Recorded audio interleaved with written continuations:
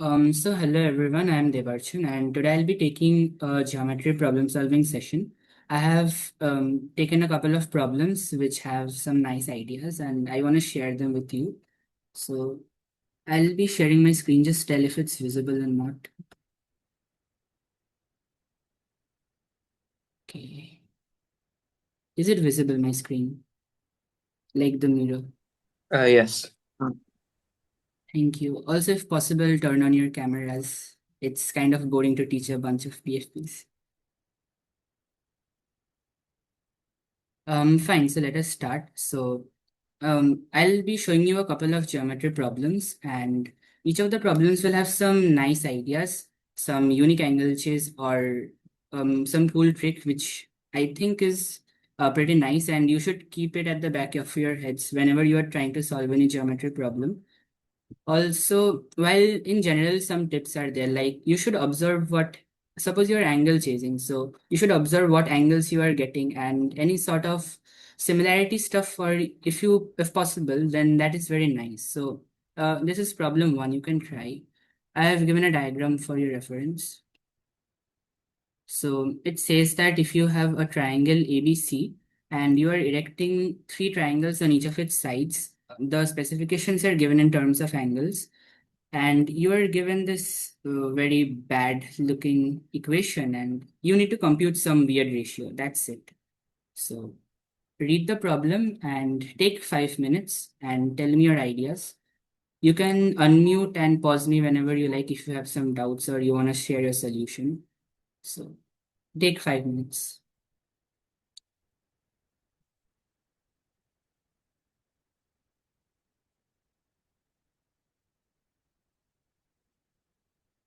And just tell me if the problem is clear or if you have any questions in understanding any parts of it.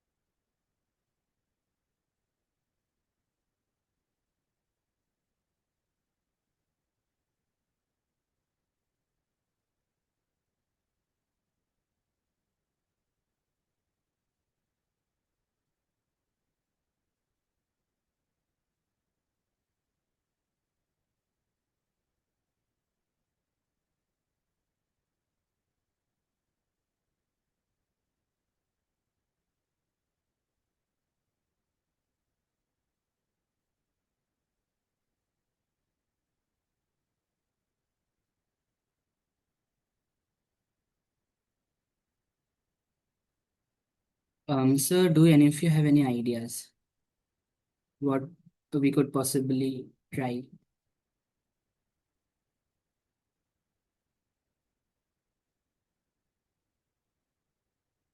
We could apply some trig, and we could also use the fact that B is the spiral symmetry center of triangle BPA and BCQ. Right. The one you said, the spiral similarity thing, that is pretty helpful. Why? Because notice that what we are given is RQ square and CM square. And these are like pretty different lines. They are not connected in any way. And a pretty much obvious way to connect them is to introduce another third vertex such that it becomes a triangle and you can then use similarity stuff. So what you said, similarity, is a very good start. Um, like for the others, can you show that triangle BPA and triangle BCQ are similar? Like Of course, that's true, but I'll write it for the sake of writing. You can all see why it's true, right?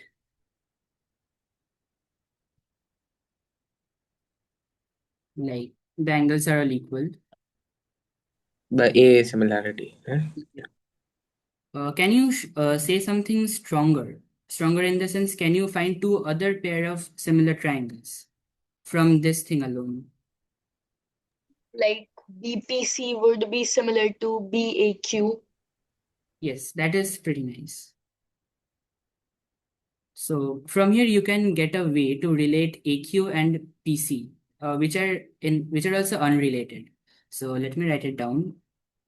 So BAQ is also similar to triangle BPC. Can you all see why this is true?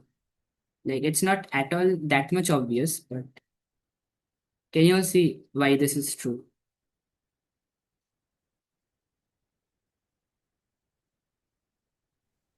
Like others apart from Gauranj. Yeah, like from the spirals. Right, spiral similarity. And if you want to state it without spiral similarity, you can just tell that angle ABQ is equal to angle PBC, and the ratio like PB by BC is also equal to AB by BQ. So from the criterion, we are getting that these two triangles are similar. So we have established this. Um, but there is another thing which we still do not know how to use. How do we use this fact that RQ square is equal to 6 times of CM square? Like the midpoint is pretty random in this picture. How do you utilize the fact that it's a midpoint? Think about that.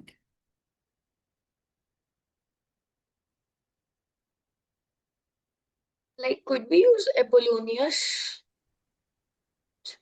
Polonius, fine, because that relates, you can get a way to relate AP and PC and AC also. That is pretty nice. So you can try using that. But what I was suggesting is something much more synthetic. But if you want to use Apollonius, that's also fine. You'll get some side relations in that case, and you have to work upon those.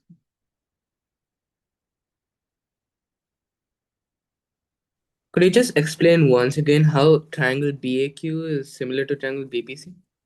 Sure. Yeah. So can you see this thing? Why this holds?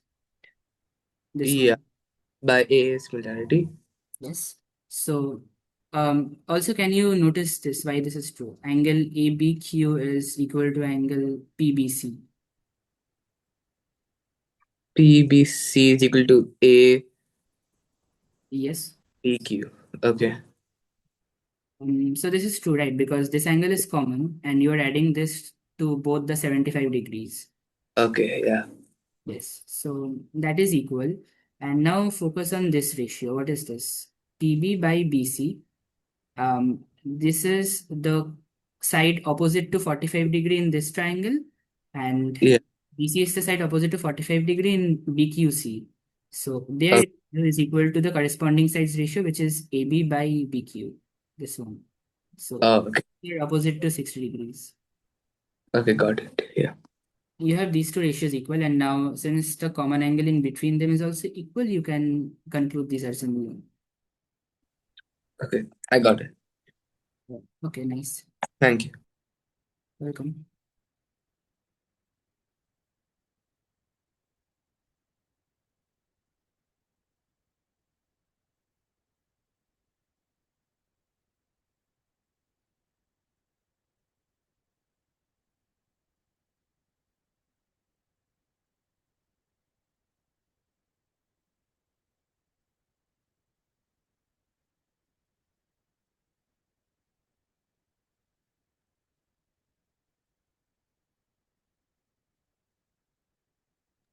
Can we reflect C over M? Yes, that's a very nice idea. Actually, I'm gonna do it. Let me try it. Because then, like, you can just, like, if you call that point, say, X, then you can get that CX, B and P should be similar to R, B, A, Q.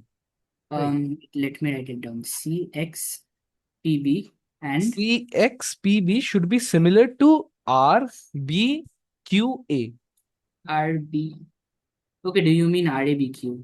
Yeah, whatever. Like, Yeah, okay. Why is this true? no, like it's because like I can on triangle CPB and QBA, if I apply the law of sines, so that should give me this, right? How are you taking into consideration the point X and the point R? Because MX should be just equal to MC.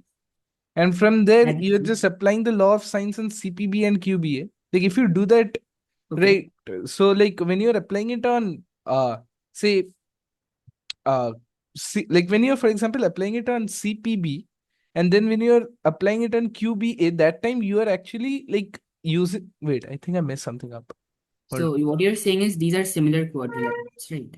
Yeah, they should be similar, but I think I messed the proof up a bit. Okay, you're quite right over there, but just think why this must be true, or even if it's true at all.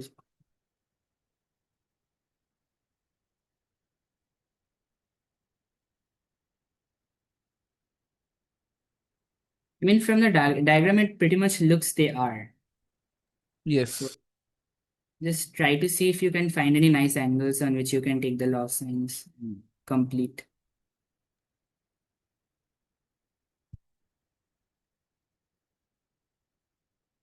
So what I suggest is, since you have introduced this point X, what else can Like, you do? can't we just conclude it from Yes. some spiral stuff? Pardon, can you Like, please repeat?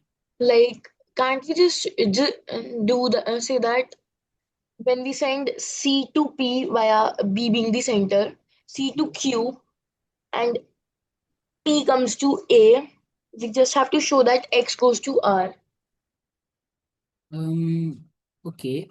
Yes, that is pretty much what the other person was saying, Abir.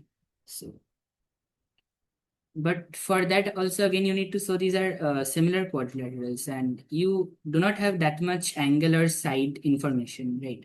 You need Like, to show I'm the saying issue. that if we show that X goes to R, then we can conclude that similar quadrilateral thing that Abir said. Yes, yes. Can you recap what we have done so far and what we are trying Sure. to prove? What quadrilateral? So I just started with the new problem. Have you done it before? No, I just joined. Okay, no, have you seen the problem before? The one I Uh, no. Okay, you can try then. Okay. We have just started off, like pretty late. Does the point X actually come into use anyway? Or is it? Um,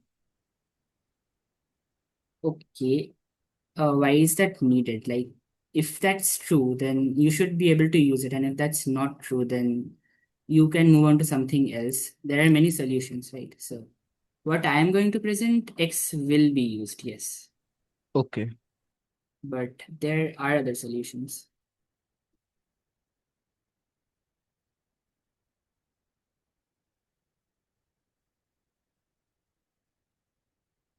Okay, let me give you a hint. Can you compute angle XAQ? What should this be? I mean, pretty obviously, this is a parallelogram because you're reflecting C over M. Right. Okay, so let me write it down. X is defined to be a reflection of C over M. So this means that AXPC is a parallelogram.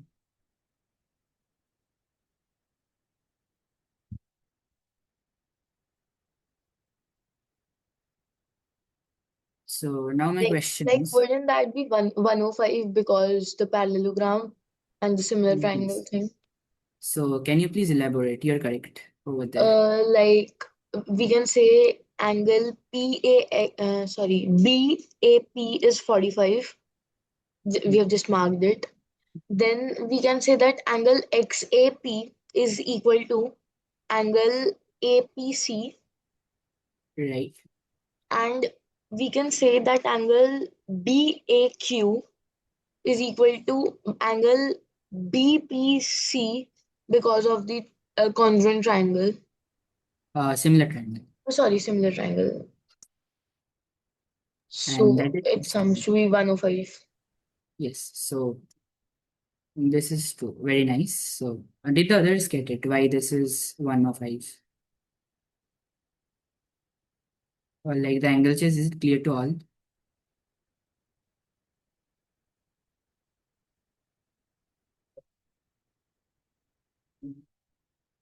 So I'll take it as a yes. So, and more importantly, what's important over here is that 105 is also surprisingly the angle RAC. So now the data is starting to make some sense, right? First we thought why 105, it's pretty random, and what are these angles?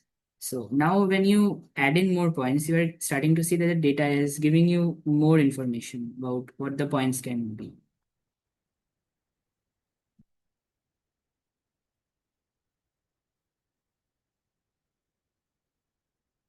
Okay, so what is our goal? Our goal is to calculate a ratio, right? So wouldn't it be convenient if we found another similar triangle, a pair of similar triangles, which have both of these sides in it? So, can you guess what the triangles can be in this case? I mean, you don't have to give a proof or something, but just heuristics or Is it leap of faith. RAQ and AXC? I just have to check the order. Um, okay, why do you think so? And what help will we get if that's true? If that's true, like A would become the spiral symmetry center, and these two triangles contain RQ as well as CM, effectively CX. Yes, right. That is the main motivation. So we need a pair of triangles which connect AC, AR, and we can also use RQ and CM. And CM sorts of relate with CX over here. So what we are essentially looking for is, let me highlight it. So we need this side somewhere, and this side somewhere. And it's pretty much like easy to see that if we can show triangles ARQ and ACX are similar, then we would be done because we would have the required ratios we want. So that is true. I'm telling that that's true. Now, can you find a proof for that?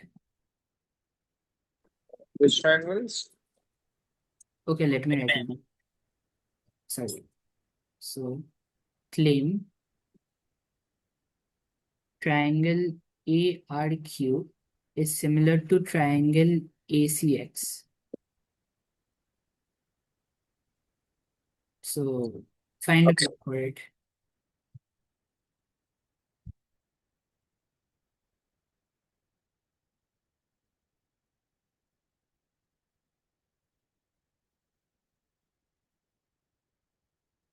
One common way what you might be thinking of is since we have angle XAQ and angle RAC to be equal, we can add this third angle, angle QAC, and we'll have that angle XAC is equal to angle QAR. So you might want to show that the ratio AX by AC is equal to AQ by AR. But think about this. Do you have any really information about the side AC?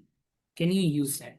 I think I have a way you can do it. Yes, go on. So AQ by AX, you just need to show AQ by AX equals what? AC by AR, right? Wait, what was it? Yeah, AC by AR. So AQ by AX is equal to AQ by PC since XACP is a parallelogram. Just a minute. Let me write it down. What you're saying. What are you saying? Like if we want to show both of them are similar, then we could show that AQ by AX equals AR by AC, right? Uh, so Yeah, basically, AR by AC. Yes. so then AQ by AX equals AQ by PC since AX PC is a parallelogram. So AQ by PC we know is just PB by I mean, sorry, AB by BP. And then I think you can find that using some trig. And then you just need to You're show. pretty close. You're pretty close. I'll tell you that. Can't we just say that AQ by CP is BA by BP? Yeah, you can find that using Right. trig. No, we don't have to apply a trig. We can just use the similar triangle. Yeah, fine. Now, what is this ratio? Can you calculate it explicitly? Would that turn out to be root 3 by 2? That will turn out to be, okay, let me write it down. So it will be sine, AB opposite is 60. So sine 60 by sine, where is BQ? Okay, so, okay, hold on. Isn't it BP? AB Yeah, by. sorry, I made a mistake. Sorry. Wait. We are given AQ by PC should be AB by BP. BP, right? Okay, yes. Now this is sine 60 and we have sine 45.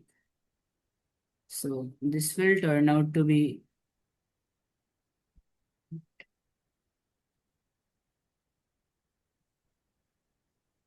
so you have root over of 3 by 2. Indeed is equal to C. Indeed is equal to RQ upon CX. This is equal to RQ upon CX. Yes, that is true. Why are you saying that? Because here we are using the relation that RQ square is equal to 6 times of CM square. Yeah. Oh, then wait, and then that's also, I mean, that similarity ratio also gives us AC by Okay. A. Yeah, Not so not you right. yeah, so isn't it just complete now? Similar triangles. We just show that RAQ is similar to CAX. Well, not exactly. If you look closely, we have this angle equal XAC and QAR. And Hmm. what ratio we have shown is basically AQ by AX Is equal to be to equal to RQ by CX. So that Yeah. is not exactly containing this oh, common angle. yeah. But can you still say these are similar? Because can't we just say because one angle is obtuse? Right, right, exactly. That's the point. Yeah. So you have this thing equal. So after this, I can just say that triangle AXC is similar to triangle AQR. You'll need some justification using why this obtuseness is resulting in the similarity, but I think Like you the issue in the we not say that SSA is similar is that sine of theta and sine of 180 minus theta are equal, yes, but this cannot happen here because the angle has to be acute. right, precisely. So since this is obtuse, that's greater than 105, we can conclude this is similar. Okay, so final lab. What do we need to compute? AC by AR. Is just here we know the ratio under review 3 by 2. CX by QR, and that is just root 2 by 3. Sorry. Yeah, fine, no problem. This is system. So this is our answer. Oh, sorry, we need the square. So the final answer is 2 by 3. So is everyone clear with all the parts of the solution? More importantly is how can we motivate this? So in the first place, why did we introduce X? You can see that whenever we are given a midpoint, it is a very common idea to reflect some other point in about that midpoint. So we get a parallelogram. It is helpful in a lot of cases. And most importantly, we needed to relate some very far separated lengths. And the easiest way to do that is to add a third vertex and get some pair of similar triangles, which is exactly what we did here. Right. So, is everyone clear with the solution? Check. Yeah. Yes. Also, sorry, I was not checking the chat. Sorry.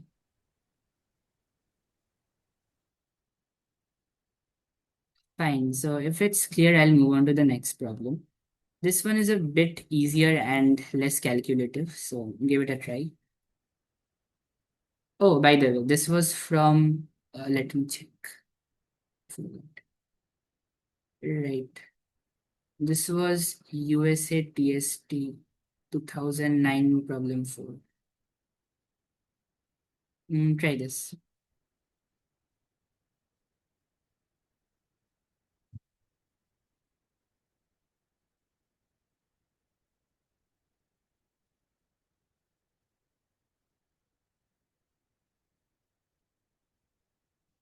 Oh, sorry. You did not understand the motivation behind choosing X. Okay, I'll explain it once more, Ayush.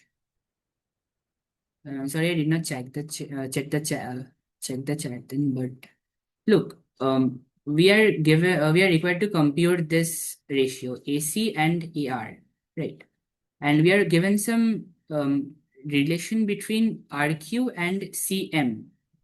First of all, RQ and CM are very much separated in this diagram. There is no direct way we can relate them. We do not have much information about angle BAC that we will apply sine rule in, say, MAC. In and moreover, when you have midpoints, you should always try and reflect about the midpoint to get more parallelograms.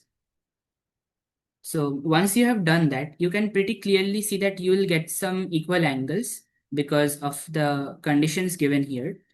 And those equal angles might motivate you to take some similarity stuff. Since all these are related with the vertex A, you can find some nice triangles, suppose for in this case ARQ and ACX. So it's your heuristic that they might be similar, but you still do not have a proof. Right. And more importantly, you can involve the side AC because you do not have much information. Triangle ABC can be anything. It might be equilateral or some random scaling triangle. So your best bet is relating sides AX, side CX, and AQ and QR. Why? Because we know something about each of these. From RQ and CX from this relation, and AX and AQ from the spiral similarity thing, right?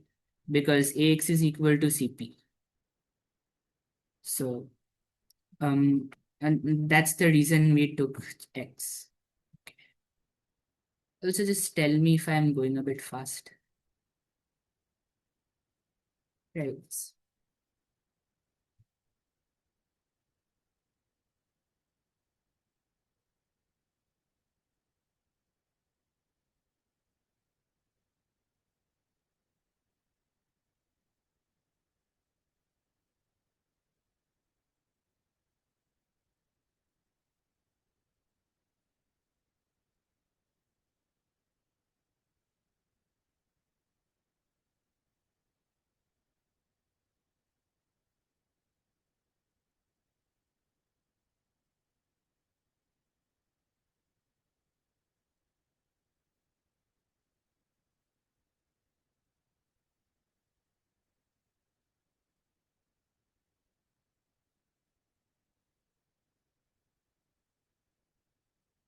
The problem is clear, I hope.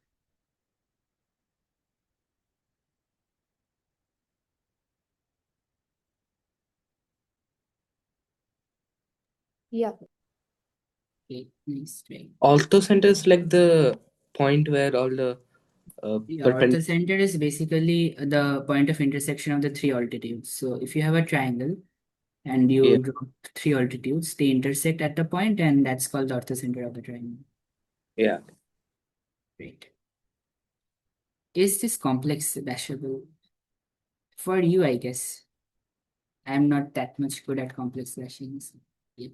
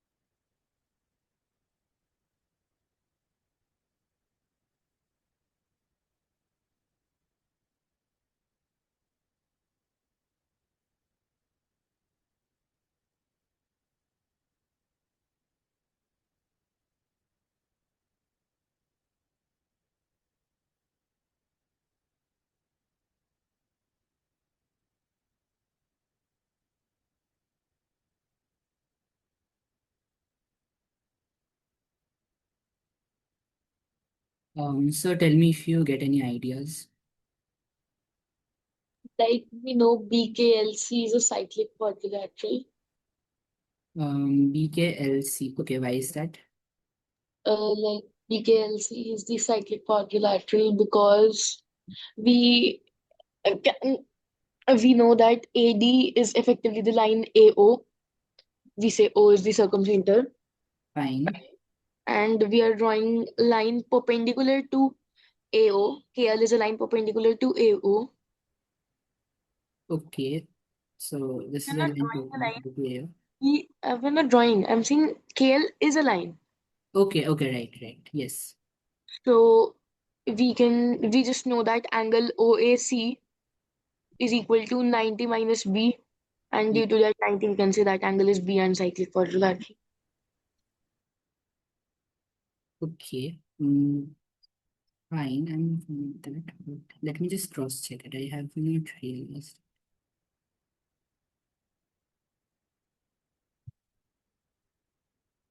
How can you say that AO is perpendicular to I mean the perpendicular from D to KL lies on AO? Can you say that? I mean, Uh, the perpendicular could be just something yeah, like this, right? it's straight. And it may Okay, not be on AO. I get it. Yeah, so I don't think that is true, but yeah, that's a good start.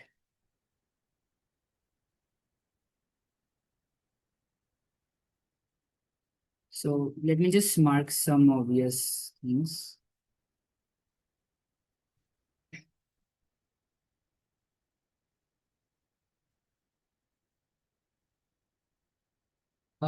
In this problem, I'll just give a small remark that going backwards is not really helpful in the sense that if you, okay, go on. The perpendicular from D must be perpendicular, like the midpoint of KL, right? Because DK and DL are the same length. Yes, that is So, quite nice. So what do you want to call it? since DK and DL are the same, the like perpendicular line must be the median also. So, Yeah, so let's say this is M. yeah. And What do you there's like like to know? isogonal stuffs like this thing. One sec. Um, Okay, think simple. You have dropped a perpendicular, and now what is brought into the picture? There are a bunch of Two cyclic quadrilaterals. cyclics. Right. So this is cyclic, and this is cyclic. Can everyone see why this is true? Yes. Right, because opposite sides are 90. Okay, so what angle do you think you should chase? I mean, what I was saying earlier was that this problem is really hard if you would introduce the orthocenter first and then show somehow it lies on the line. So Is that's M people. going to be is M turning Yes. out to be orthocenter? Um, Tell me why do you think that's true? I don't have a proof, but like I'm getting a feeling because MBK, angle MBK, Yes, is equal to angle MDK, yes, which is equal to angle MDL, which is equal to angle MCL. right. So like this is a property of orthocenter, and as the question is saying that orthocenter is lying on KL, so I don't think many of this point would satisfy. I'm having a feeling That I is a very good approach. So yes, so in this picture we do not first introduce the orthocenter, but introduce something else which from which we can explore the configuration, right? And then we'll see later what conclusion we have to draw. So you said this angle MBK and MCL are equal. When do you think like what do you think this angle should be in order for M to be the orthocenter? 90 minus A. Right. And what is this actually? Can you compute it somehow? And it is 90 90 minus A, minus right? A. Because of Yeah, alternate segment yeah, as yeah, yeah. So Yes. we are done, like kind of. Will anyone want to say the full thing? Yeah, so like MC is the altitude from C and MB is the altitude from. Yes, like why is that thing? Why is this 90 minus A? Can you just tell us the Oh proof? yeah, because like KAL is angle A and L like DKL is angle A and KLD is also angle A. So Right. LDK is 180 minus 2A and we are bisecting it because it's an isosceles triangle. Right. So basically, for those who did not get, suppose this is angle A. So since this is alternate segment theorem, because DK is tangent to this circle, so we'll get angle DKL is also A. And since this is 90, so this one will be 90 minus A. So all of these will be 90 minus A. So let me write it down. What this gives us is that if we basically extend BM to meet at say E, then this will become 90 degrees. And if we extend CM to meet at F, this will also become 90 degrees. So in essence, we get M is the orthocenter. So is everyone clear with that?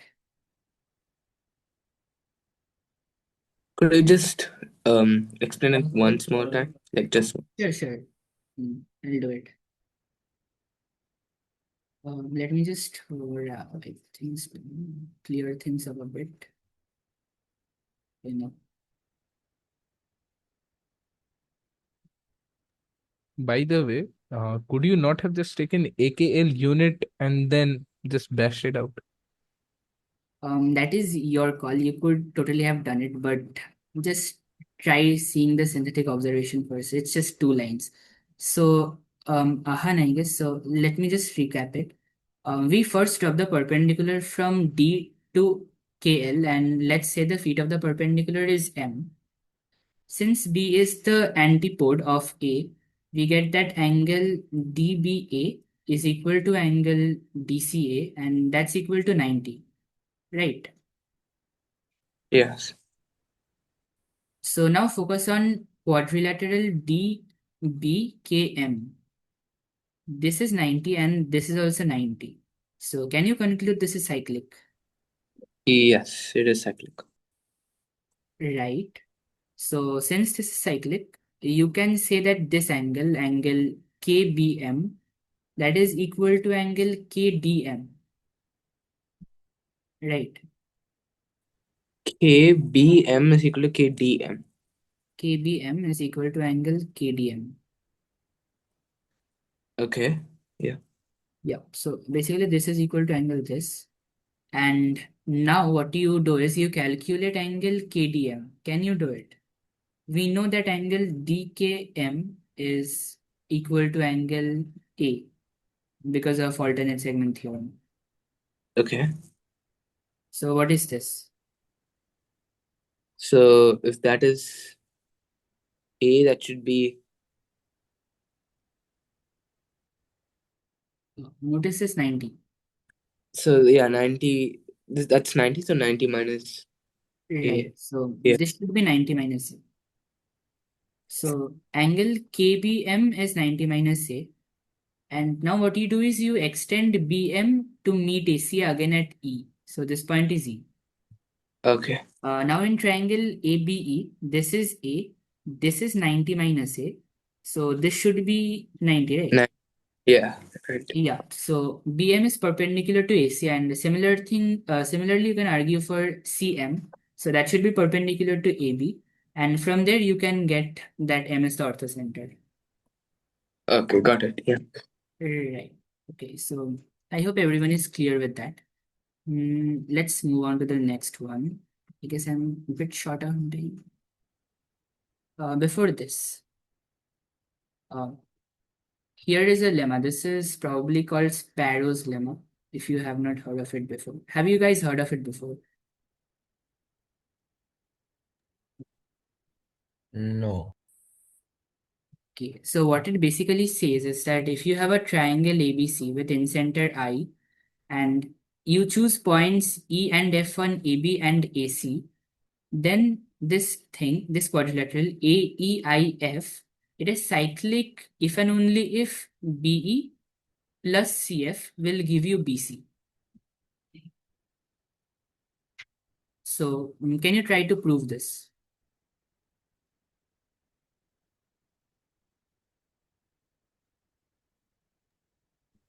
I think I have a proof. Yes, go on. So you could drop the two perpendiculars from I to AB and AC. So then we can note that basically, These are X and Y. so then triangles IXE and IYF are both congruent if it's cyclic, if AEIF is cyclic, Okay. because you have it that angle XIE equals angle YIF, because angle Yes. XIY equals angle EIF equals 180 minus A. 90 minus 1. So, and Yes. also you have XI equals IY equals the end radius. So, yeah, they're both congruous. Right. You have the idea. That's true. Yes. And then Mhm. because of that, you must have that AX plus AY equals AE plus AF. And AX plus AY, I think, just equals what? Like if you, I mean, it's just going to be BC. Okay, sure. No, you have to calculate BF plus C. Oh, B sorry. Yeah. plus We can B. conclude from here that YE has to equal to EX. So we're done. Yes. So for the first direction, we are assuming that BE plus BF is BC. It is a known fact that BC is equal to BX plus CY, right? Since this is this and CY is equal to this length. Um, this is true, right? You can see why it's true. So now if you just do BE minus BX is equal to CY minus BF.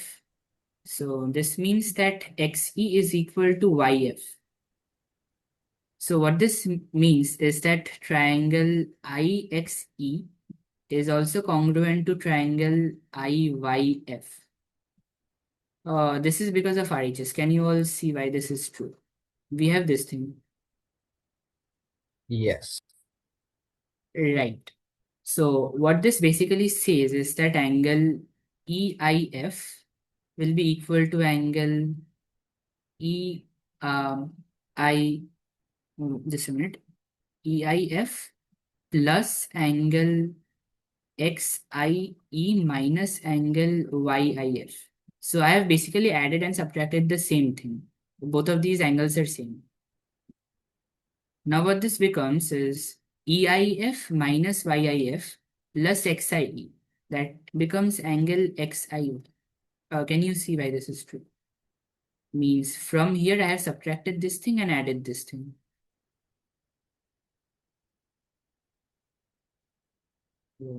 Is that clear? Aren't we done by just the congruency? I mean, from the congruence, you are getting this relation. EIF is equal to 180 minus A. So, No, like, and isn't the problem complete from the congruency? yes, both sides are complete from the congruency, but I am just explicitly stating it. Okay, okay, I see. Yeah, Yeah. so this is the direction where we have assumed this is true and we are proving this.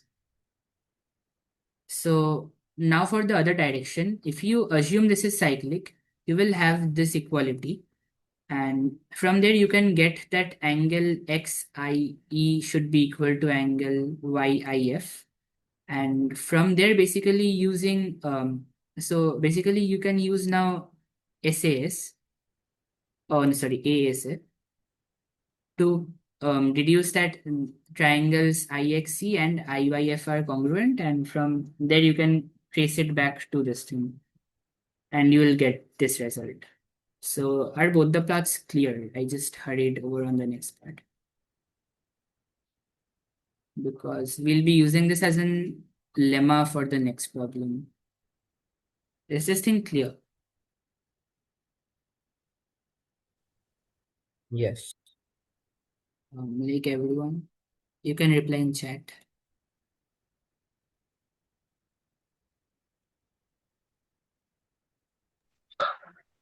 Okay. Fine. So now that we are clear with this, you can try this problem.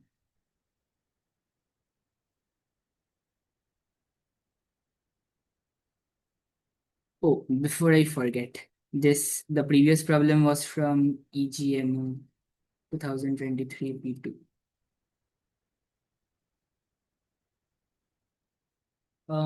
Try using a thing we learned just now in this problem.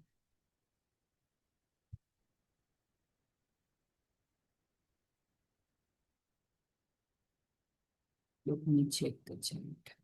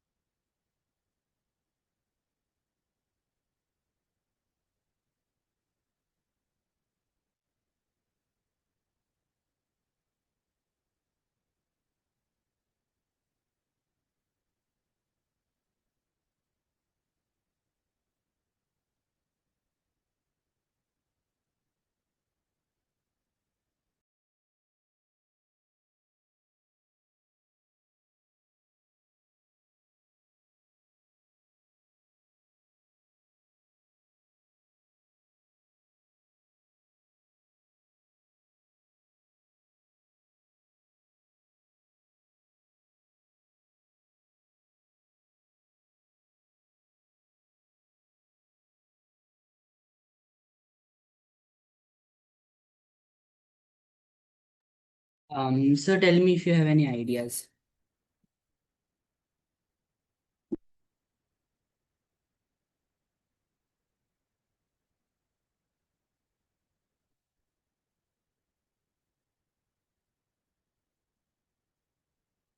I won't spend much time over this, but just you can tell anything that comes to your mind, how we may use the other things. We can just take the intersection of MD and circle MI1A to be X. MI1 and A. okay, why are you including A? Like, tell me what you're thinking. Sorry, I said A. I wanted to say B. Okay, no issues. Yeah, I wanted to say B. I said A by mistake. So why do you want to include the point B? Because like we just saw Sparrow's lemma first of all. Second of all, like we know the different. We just know that if AB plus some that length dx we say is equal to AD has to equal AD. Sorry, yeah, AD. So AD minus AB has to equal to DX, Right. and AB minus AD is equal to CD minus BC. Okay, wait, I lost you. Can you just repeat? I'll write it down. I'm saying that AD minus AB is equal to DX, Yes. and AD minus AB is indeed equal to BC minus CD. That is also equal to BC minus CD. Okay, yes. No, Uh, wait, this is no, CD I think minus it's BC, right? sub-negative. CD minus BC, CD yeah. minus BC, yes. CD. So this is by P dot. Pitot serum. Then we also know that this difference comes when we draw BD and the in center of BCD So instead of BCD, but contact that's triangle. not marked, right? Like where the in circle of BCD touches BD, that point. Yes, I get what you are saying. So basically the incircle of BDC, but the problem is you don't have the incenter marked. So you just have the incenter of AMD, CMD, and BMC. And you have to conclude something in relation with their incenters. So Why are you including a fourth in center? It might make life difficult. I think we should also add similarly Y on MC. Okay, cool. Not Why? like I wasn't seeing Uh, this so, section. so what why are you saying? I'm saying that as we defined for MADX to be intersection of XI1B, here we can take the intersection of AMI3, circle Cool. MI3 and MC to intersect at Y. Now we also know the difference, the length CY to be So from here you get that minus. AP plus CY is BC.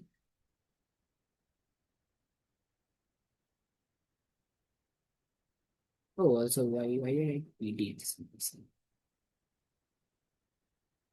So you get this.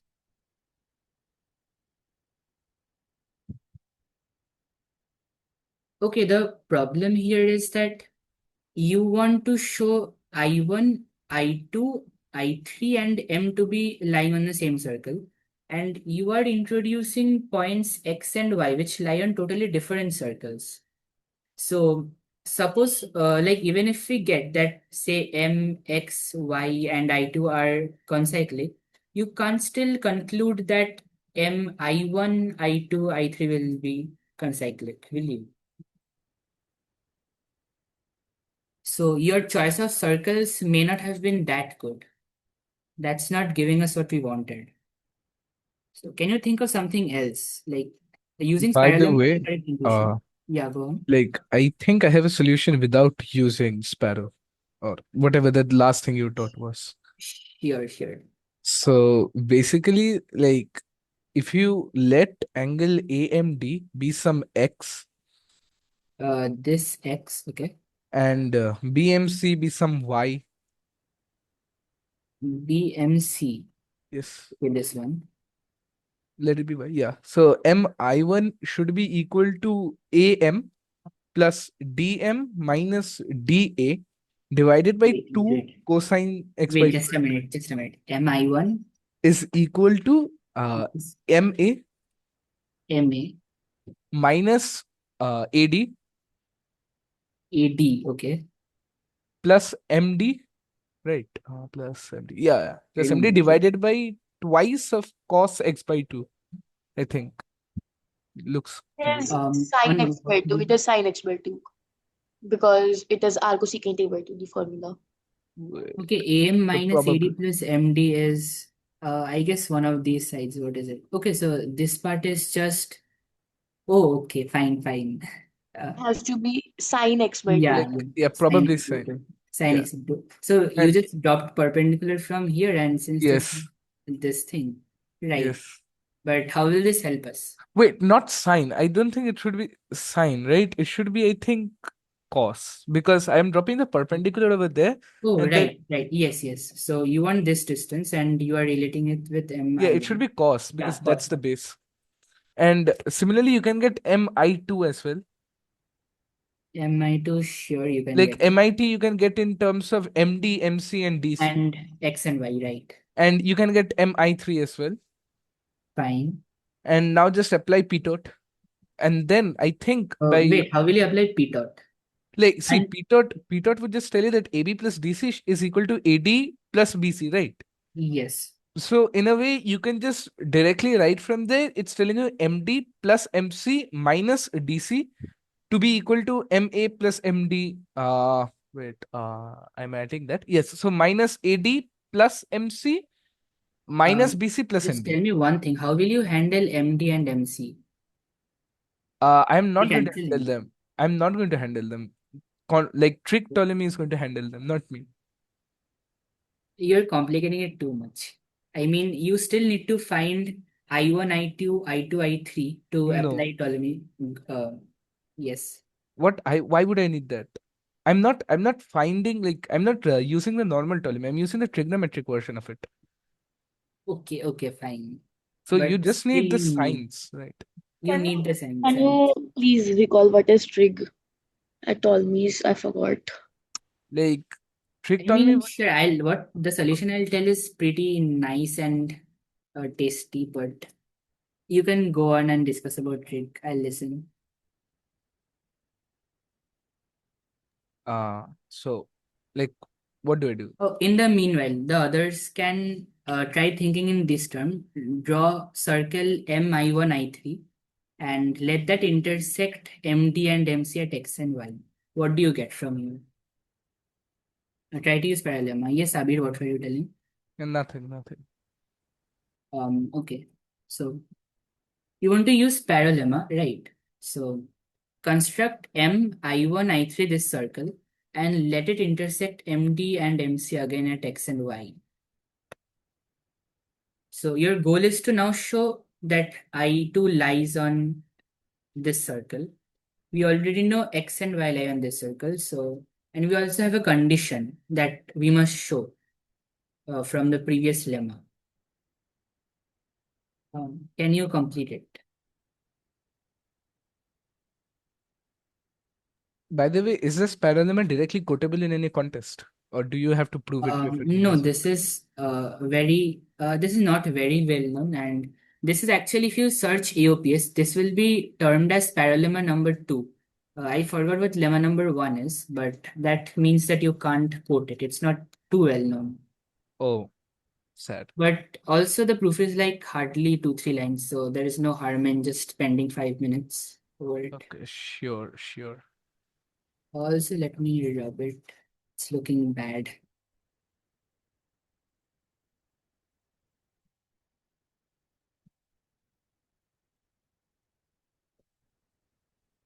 So what we have done is choose X belongs to MD and Y belongs to MC such that M I1 X Y I3 is consecutive. Uh, I don't know if this is true, but I have a feeling that like if you take the point of tangency with that like the circle inscribed inside the quadrilateral and DC, and if you call it, I don't know, maybe Z, then DZ equals DX and CZ equals CY. Like Wait, sorry, for Z DC, equals. DC. Okay. Wait, can you just tell it once more? The basically the circle inscribed inside the quadrilateral and side DC, Oh, DC. Okay. that. Like So what will you get from here? I mean, I'm conjecturing that dx equals dc. I mean dz. Like I don't know, Okay. and dy. I mean It cy. also looks like M, like that circle which we care about, passes through the tangency point on AB. So are you saying that, okay, so are you saying this will be the thing? So I let me think go. Okay. So whenever you think of this thing, you usually what you want to do is you start taking extreme cases and just see if this thing holds up. So if the first one I see, if I want to conjecture that dx is equal to dy, I can sort of fix b, d, c in their own places and vary a, and also fix m, right? So I think that may not be true actually, because you have a lot of freedom in choosing a. I mean, I admit that once you choose fix M, B, C, D, I2 is fixed, I3 is also fixed, and M remains fixed. So the circle remains fixed. So in that sense, X is fixed. Do you get what I say? And now if you change A, Z will vary over DC. And you really can't have a length which is changing and a length which is not changing to be equal. Uh, okay. Shall I repeat? I guess it might be unclear. Yeah, could you just explain that Sure, point? sure. So you're conjecturing that dx is equal to dz, right? Yeah. What I am saying is that if you think that's true, you must always verify it. So, for example, I have freedom in choosing A.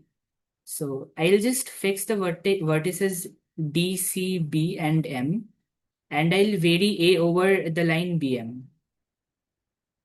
So, my I2 remains fixed because I have these 3 points as fixed points, and I3 also remains fixed. So, if I try to draw this circle, X will be fixed and Y will be fixed. So dx, that's not changing as I We change. cannot move A, right? Because ABCD has like an in circle, and if BC and D are Okay, I did fixed not think of that. and Okay, AB yeah. is fixed, so A is fixed. Right, I did not think of that. That's true, that's true. So you can't change A like that. So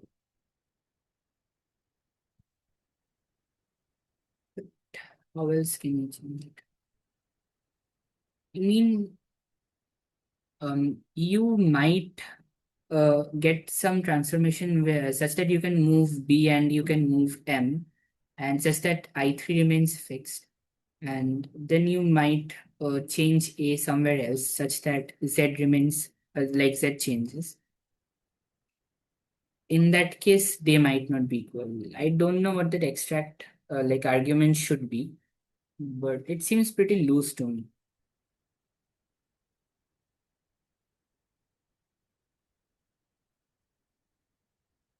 Okay, it's 47. Oh, I think I have a proof.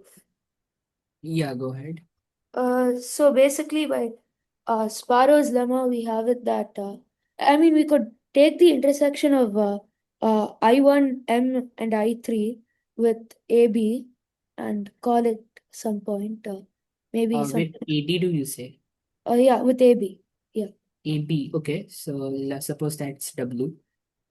Yeah. So now by Sparrow's lemma, AW plus XD must equal AD. And Yes, then on top of that, BW plus YC must equal BC. right. So you could add both of those together and use Peto's theorem.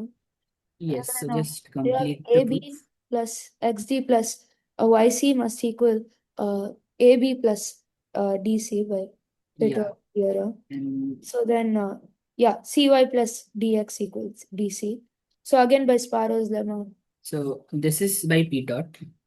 And so from both the sides, you can cancel it to get xd plus xy is dc. Sorry, xd plus yc is dc. And from the converse of that lemma, you can just get that I2 lies on mxy, which is the same circle as mi1, I3. Yeah. Hmm.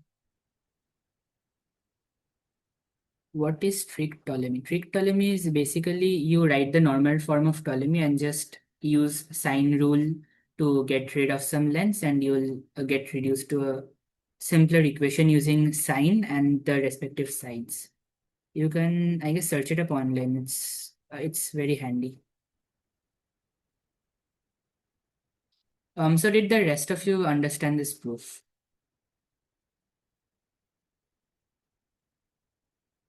I mean, how we used Sparrow's lemma?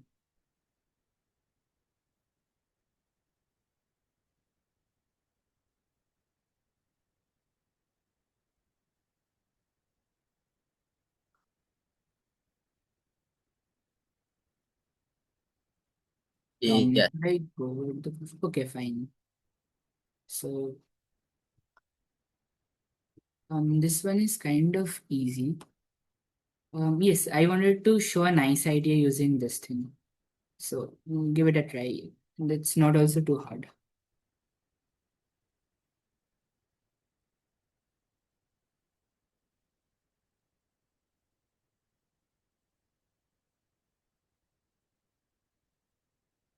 And I'll write the source of the previous problem because I again forgot it to write it. So this is Balkan No Shortlist 2016 G1. Try this.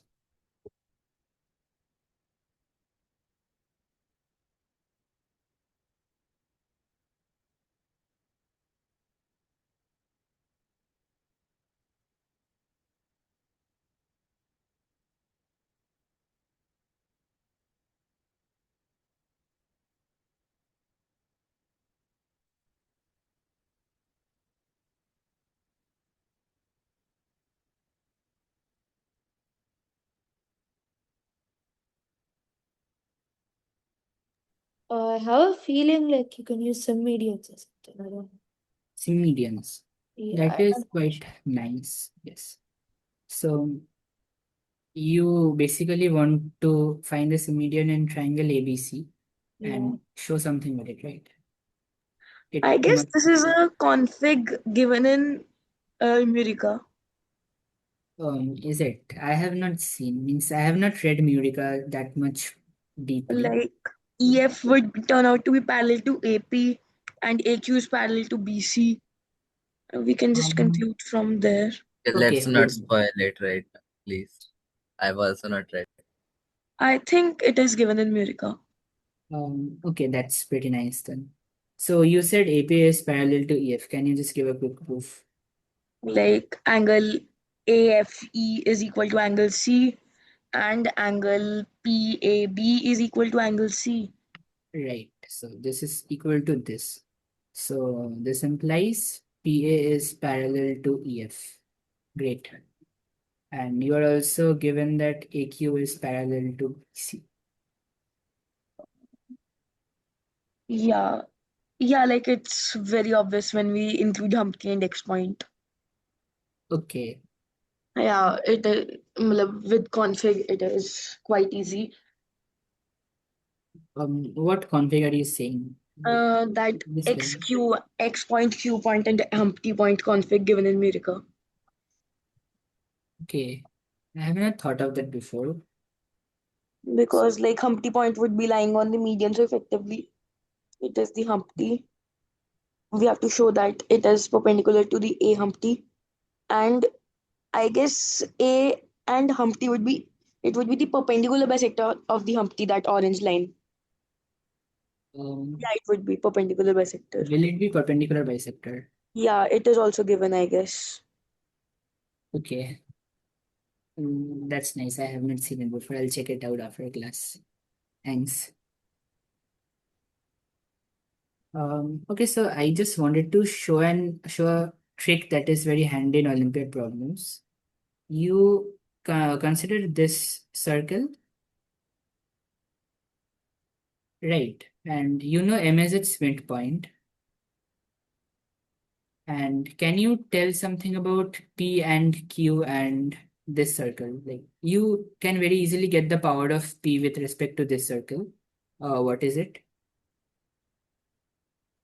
Isn't like P supposed to be the radical axis of the Wait, circles, wait. the point circle at A, and the Okay. circle with like Yeah. radius, the midpoint of BC, Um, like the circle yeah. with BC as diameter. Yes, and that's basically it. That's all the problem. So can you finish it for me? No. Okay, TS. And the others, what is the power of P with respect to circle BFEC? Just tell it to me. So are you using PowerPoint? Yes. So I need to find the power of P with respect to this circle.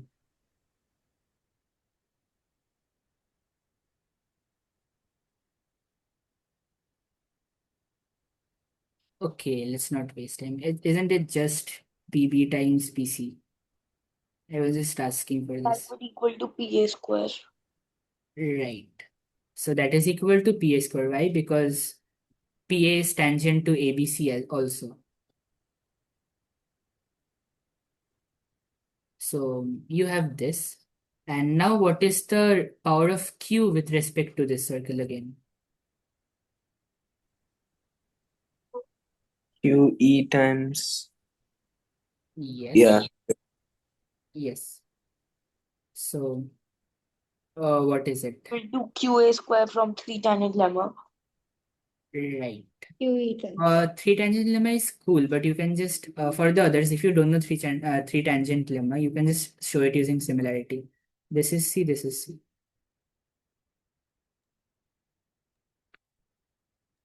Oh, So use now that. the trick is, will anyone say the trick? PQ is the radical axis. Point circle at Point A. circle at A. Right, yes. So you consider the point circle at A and circle BFEC, centered at M. So P and Q have equal powers with respect to both the circles. So it will be the radical axis. And you know the radical axis is perpendicular to this line joining the centers. In that case, it is AM. So we get the required perpendicular condition. Is everyone clear with this? I mean, Uh, the idea that we can take point circles and use radical axis stuff. what does radical axis mean? Uh, okay, so if you have two circles, radical axis is basically the locus of all the points such that the tangent from, suppose you consider a point on the locus, the tangent from that point to both the circles will have equal lengths. It will have the same power with respect to both the circles. Okay, so that's known as a radical axis, the line which Yeah, that's the which is thing. tangent, or is it the line that is I the mean, or is you it just have two the locus? circles, right? You take any point on this line and you drop a tangent to both the circles. The tangents will have equal lengths. That's it. Okay, that's just radical axis. Okay. Yeah. Hey, I have like a really silly doubt. Can I ask? Yeah, sure. Yes, so it was given the question that like point E and F are feet of its height from B and C. Like, what do you mean by that statement? Okay, so that's just mean that E is the foot of perpendicular from B to AC. Means I drop perpendicular from B onto AC and I call that foot to be E. Oh, okay. Did you understand the solution? Yeah, I understood the I solution, but I rushed just did over not with some understand that part. points. Okay. So should I move on to the next one?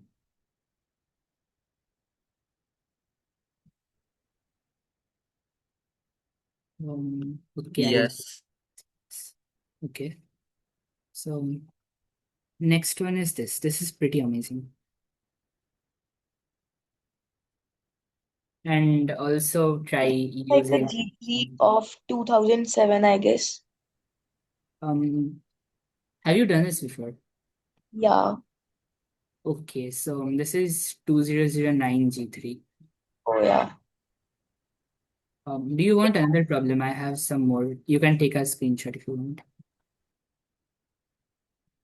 Try this problem. You take a screenshot and I'll do the previous one with others. Tell me when you're done.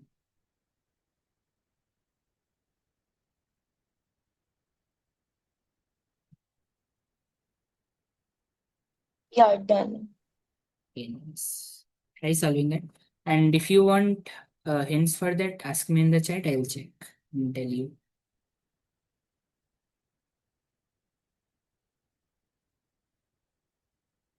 And try this problem for 5 minutes. And just tell me if you have any ideas. P7. Okay.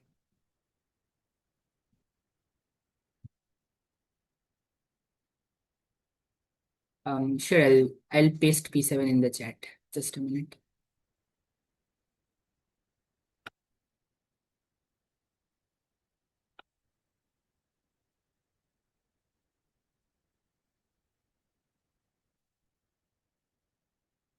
Label G as I.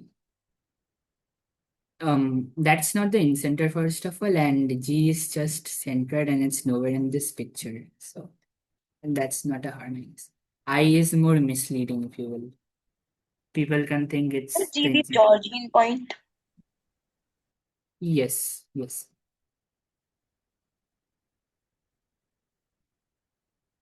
Sure, known point or something. No problem.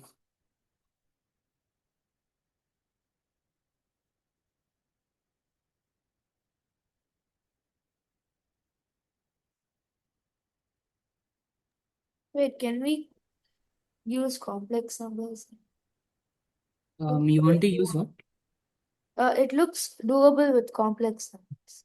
Complex numbers? Yeah, fine. You can, that's, Oh, actually, I don't know. I don't think it's very nice. what you can do is you can take the incircle to be the unit circle and compute ABC, and then you can just sort of get the deflection. Yes. Yeah, but G won't be that nice. G, you'll have to do some calculation in calculating the intersection of BY and CZ.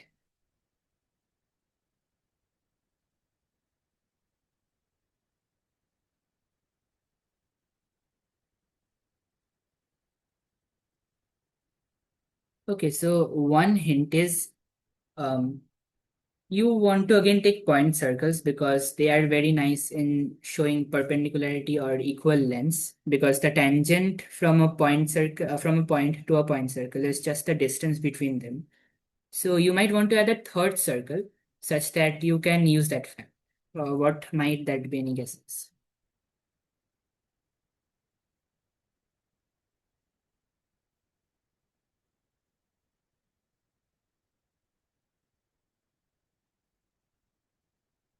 Like, what do you think we should introduce in this picture to make it a bit more understandable?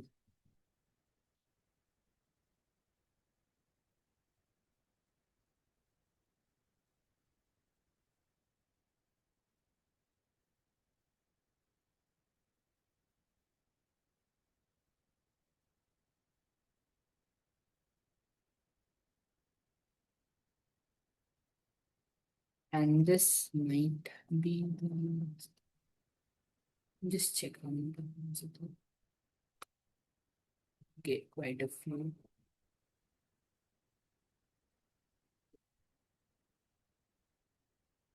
Okay, can you calculate CY and BZ for me?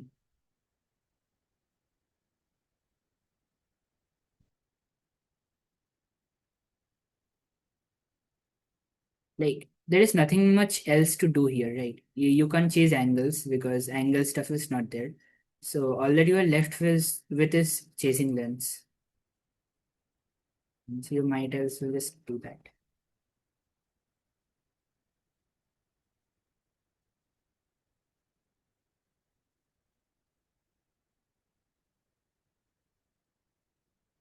Drawing the in-circle might be a good idea.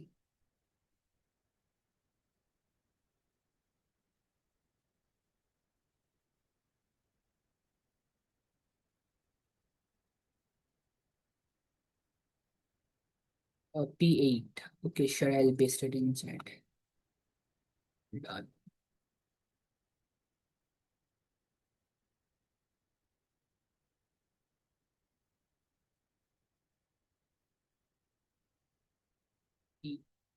Yes. Okay, right. I did not see it earlier. Yes, CY is S minus C and BZ is S minus B. So what is CY? CY is also BR and BZ is also CS. So what you have here is, this is the only new thing you can get from the diagram, right? All the other things, you don't have much information like angles and stuff. So from B, you have a point R, which is at a distance of S minus C. Can you think of another nice point which we know, which also has a distance of S minus C from B? Could we take the X? Excuse me? The The X touch. X circle. Right, right. So this is the X touch point. Let's just call it E. So we all know this is also S minus C. Can you do something similar with C?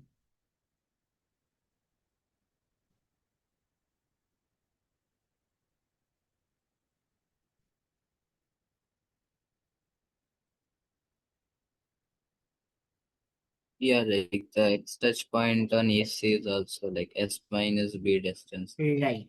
So CF is also S minus B and this is also S minus B. So now that you have connected the problem a bit to the like the parallelogram thing, now can you guess what circle we have to introduce or we must introduce in order for us to apply the previous problem's trick, like point circles and things?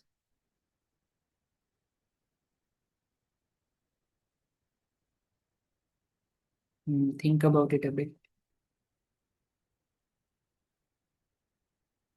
What are point circles? Point circle is basically you have a point and you draw a circle with zero radius about it. So it's Oh, just a point and we call it a point circle.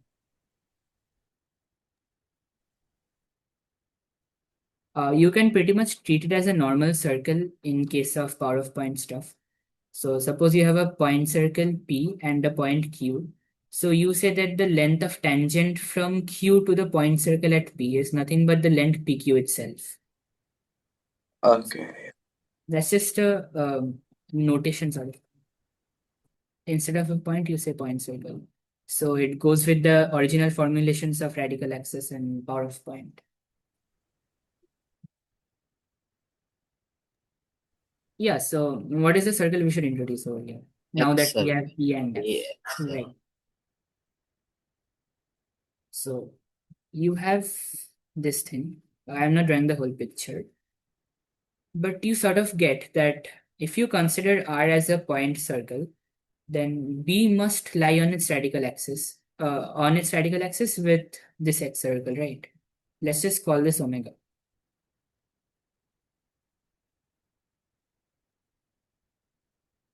Is that clear?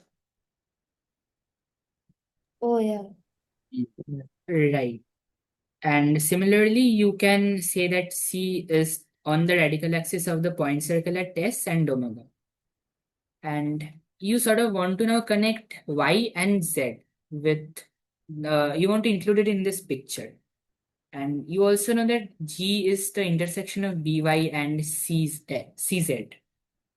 So does this remind you of something? You have three circles and you G have looks an like the intersection of radical points. center. Sorry? G looks like the radical center of the. Yes, precisely. So that we can say that we can guess it. It should be true. And if that's true, we are done. So it's sort of a leap of faith that we are now applying. Um, so what you said that G should be the radical center. So can you guess what the radical axis should be of the point circle at R and omega? So like Y lies on the radical axis of R and that X circle because YF is the same as BC, which is the same as RY. And like so Y and BY is the radical axis of point at R and X circle, and similarly CZ is the radical axis of S and the X circle, and so Yes. G must be. So for the others who did not get it, you're correct by the way. So what is YF? Can you tell me what it is?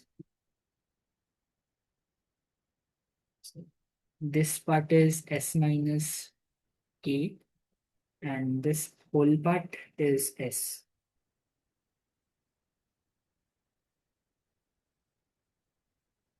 So what is YF? Let me check the chat. I have a displacement vector. I just need to use distance from.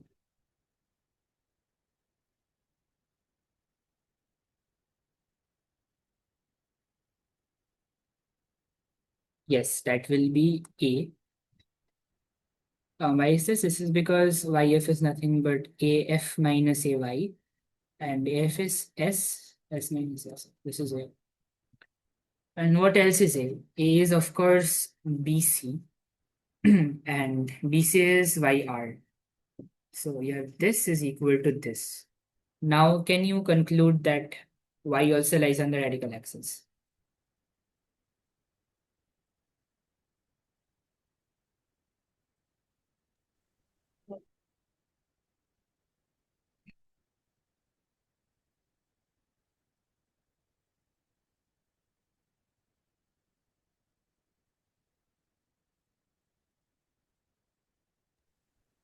Yeah. So then G becomes a dark. Yes, precisely. So this means that YB is the rad axis is the short form for radical axis of point circle at R and the AX circle, which is omega. So similarly, you can say that CY is also the radical axis of point circle at S and omega. So now can you conclude that G should be the radical center of these three circles? It should be pretty easy now.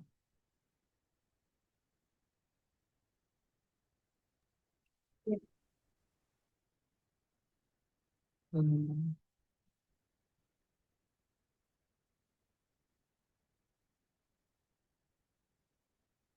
Also, you can type in the chat if you are done. I'm looking into it right now.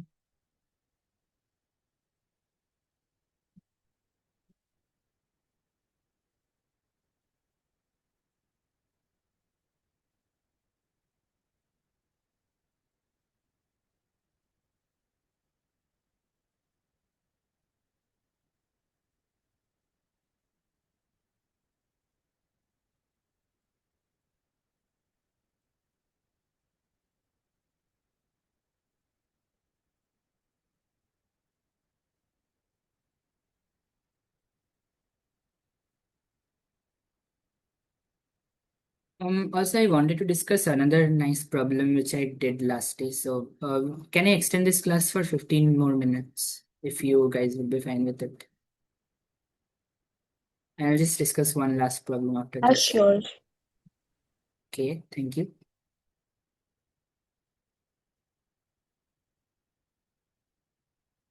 Okay, sure, I'll extend it then. I'll cover up the problem number 7.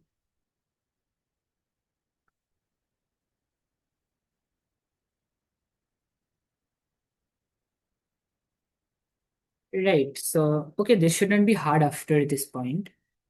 What did you get? You got BY is the radical axis of this circle and this circle. And CZ is the radical axis of this circle and this circle. And G is the intersection of them. So G must have equal power with respect to all these three circles, right? So does that finish?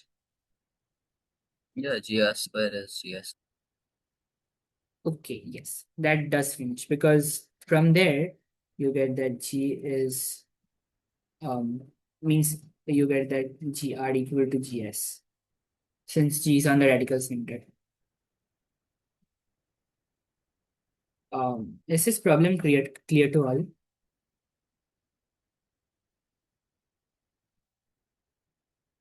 Okay. Yes. Sure, then I'll move over to the next problem. This one is a nice one. Try. Is the question like clear? It's a bit hazy to me. I'll explain it nonetheless. So you have a triangle ABC with in center I, and you are constructing this circle. Let's call this omega B, such that omega B is passing through I and B and is tangent to AI. And also you are drawing omega c such that it passes through I and C and is tangent to AI. And B1 and C1 are nothing but the second intersection of these circles with the sides. So what you want to show is B1 C1 is tangent to the incircle. Is the question clear? Yes. Okay, fine, good. So try it for 5 minutes and then I'll help you.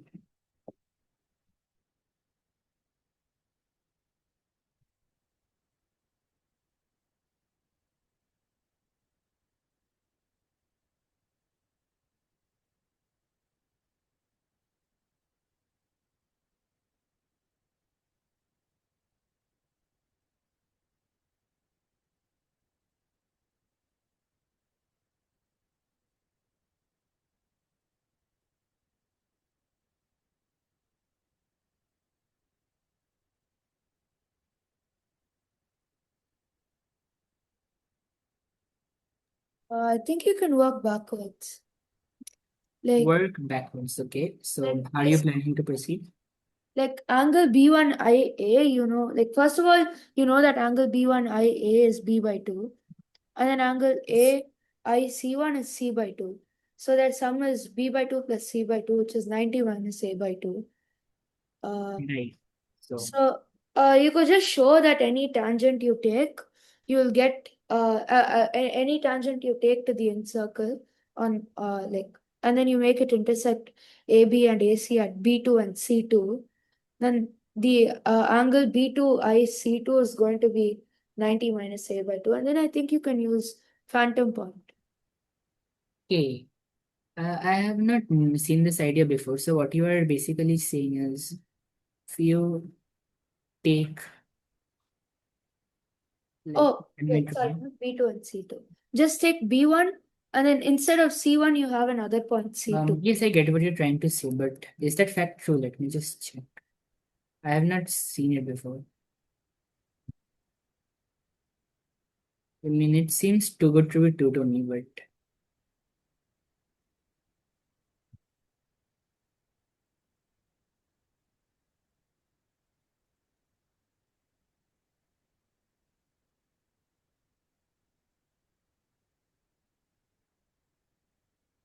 Yeah, you get 180 minus A divided by 2. yeah, right. Wait, this is nice. So suppose this is x, so this is 90 minus x by 2, so this is x by 2, this is x by 2. Okay, yes, that finishes it pretty fast. Yeah, by phantom point. Yes. So did everyone get what he's saying? I don't think so. Let me just tell this intermediate lemma. Thanks, I did not know it earlier, and it's pretty cool. So if you have xy, which is tangent to the incircle, so what we are claiming is angle xiy is 90 minus a by 2. Oh, And why so? Like, yeah. Okay. If you take this thing, the normal intersection points, the touch points, D, E, and F. So you have angle FIE is 180 minus A, right? And XIY, that is equal to XIM plus angle MIY, where M is just the perpendicular from I to XY.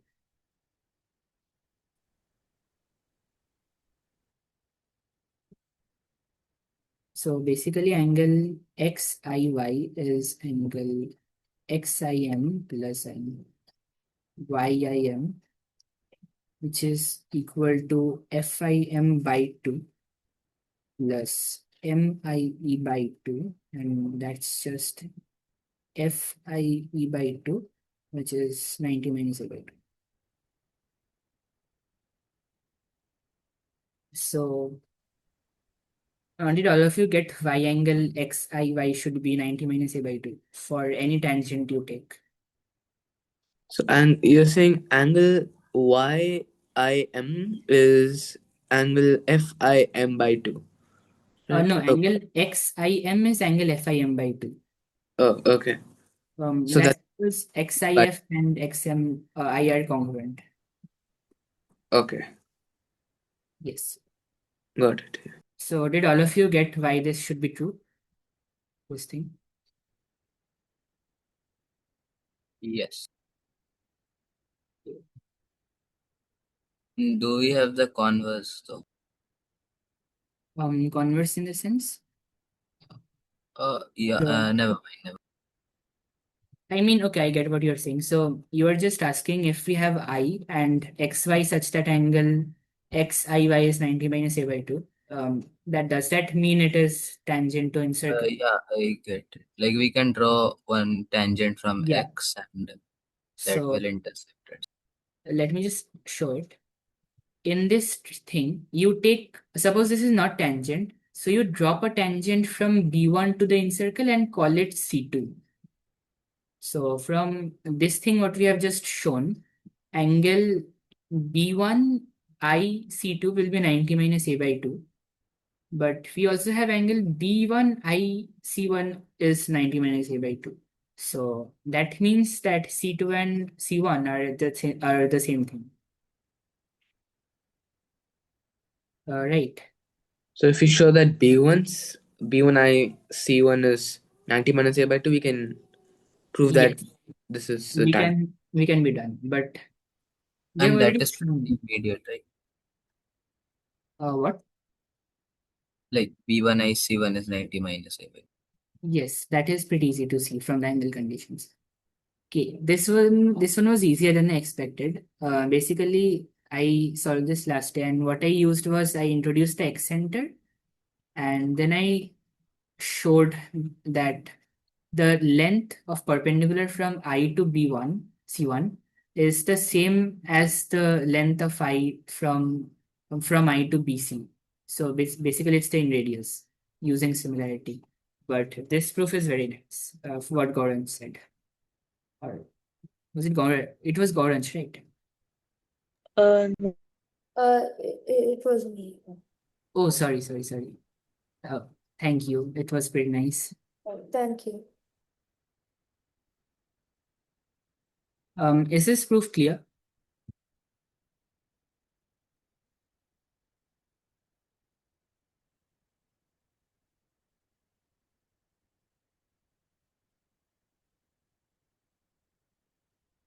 Okay, nice.